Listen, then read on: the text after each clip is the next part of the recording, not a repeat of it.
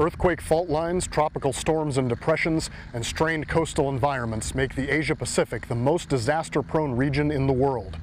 Natural disasters cause enormous damage and loss of life, but they also make the region less safe and less secure.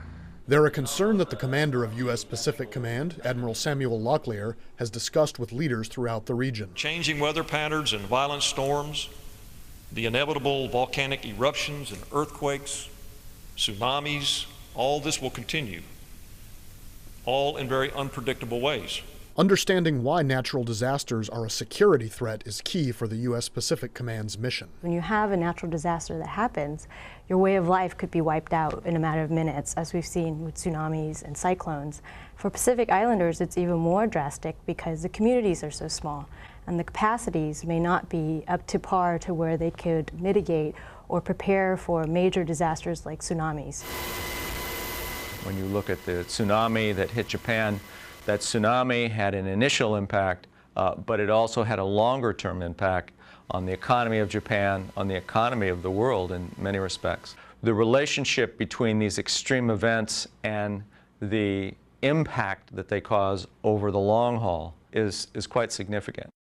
So invariably, with the stresses and strains of natural disasters hitting the region, you're likely to see competition for resources, competition arising as a result of the displacement and movement of people across customary boundaries and things like that, combined with governance capacity challenges in holding to law and order and so forth.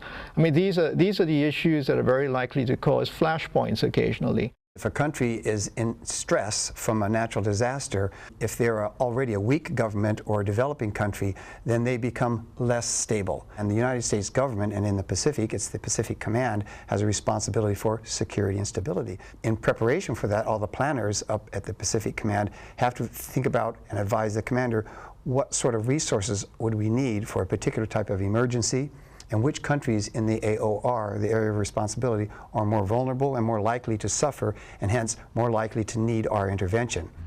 That intervention means working closely with other governments and non-governmental organizations in the region. In the next story, we'll see how and why PACOM does this and what the benefits are to all parties involved. Tech Sergeant Michael Jackson, Camp Smith, Hawaii.